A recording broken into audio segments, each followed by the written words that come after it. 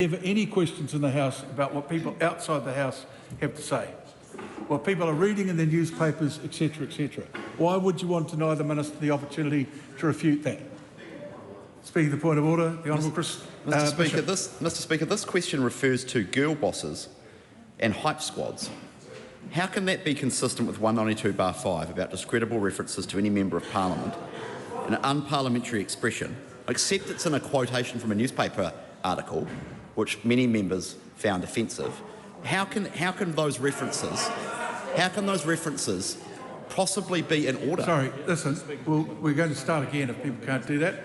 Next person that speaks during a point of order will be having an early afternoon.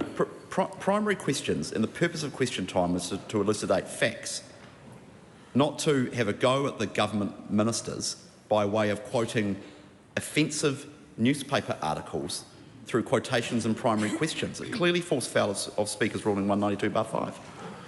Yes, but I've just ruled that it doesn't. So that is the end of that, and we'll have Brooke Van Velden answer the question. Thank you, Mr. Speaker. Mr. Speaker, it was hard to find a single sentence in Andrea Vance's article I agree with. That would be enough of an answer. Another supplementary? Mr. Speaker, point of order. No, there's no point of order on this. You've answered the question. It's a controversial question. I'm keeping order in the House. The member would be advised to take my advice, resume her seat and take the next supplementary. Supplementary.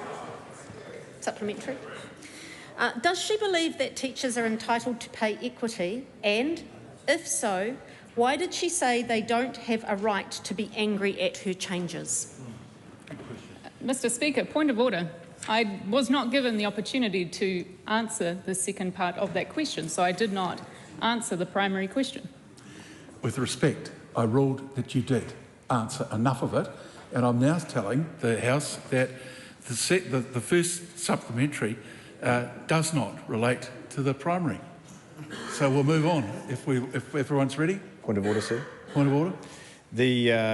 I actually agree with the Minister in the sense that in not being allowed to answer the second part of the question, fully accepting that the first part was answered, it then makes the supplementary question that was asked not relevant. If the second part of the question was addressed by the Minister, it is absolutely, the supplementary was absolutely linked to the primary, sir. Yes, but you can't,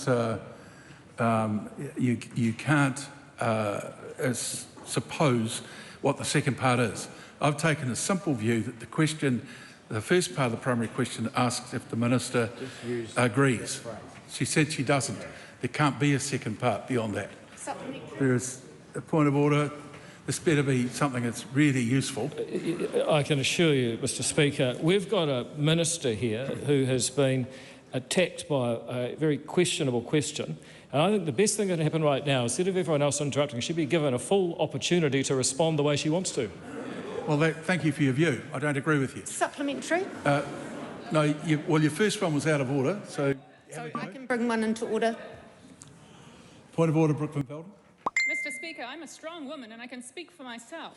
Absolutely. That's good. And you only get to do that. You only get to do that when you're called to do it. This is a highly controversial question. You answered that you didn't agree with anything in the article. I've ruled there can't be a further question on it. This question can attempt it, but I think we're going to be moving on if it doesn't meet the test.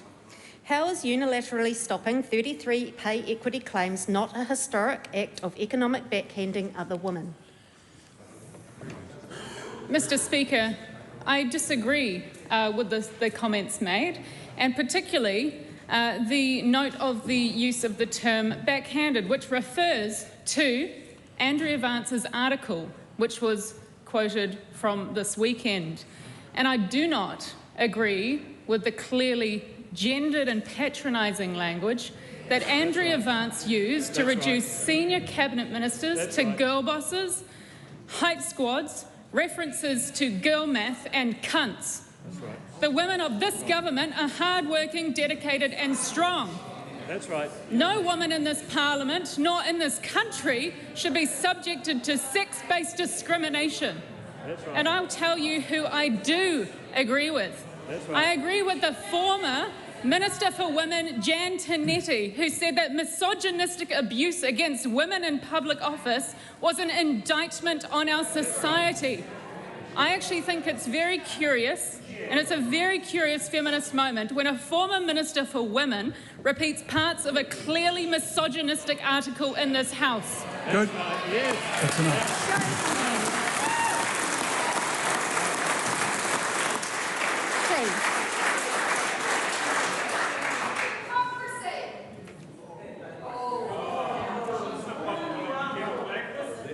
Just let me make it very clear that while the... Who's speaking? Just let me make it as clear as I can. While the Minister was giving an answer that was quoting commentary from a news article, it may have been better to refrain from one word that was fully expressed. Supplement. Is her idea of a, quote, robust and workable, unquote, pay equity system one that entrenches women being paid less than their worth? Mr. Speaker, the whole point of a pay equity system is to find sex-based discrimination and stamp it out. That is what this government is keeping. I have heard so many references from people across this chamber to things that this government is not doing. We are not cutting women's pay. We're not cutting equal pay. We're not removing a pay equity system.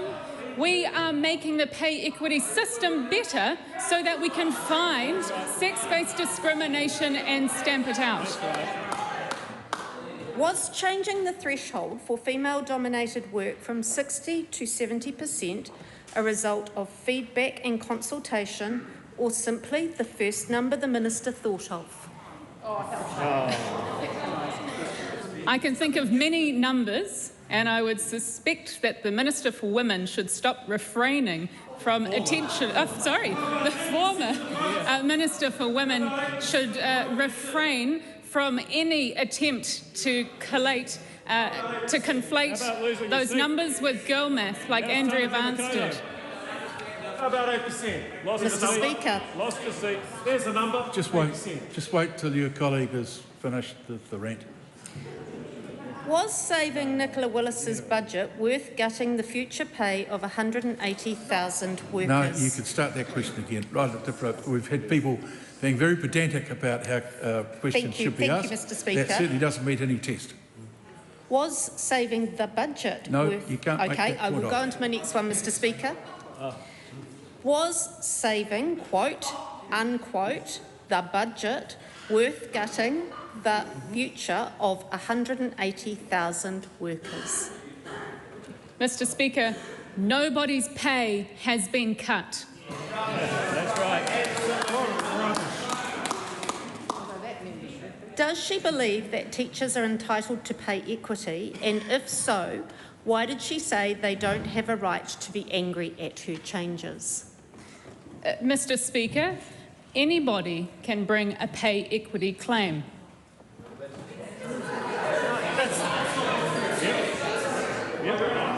Well done.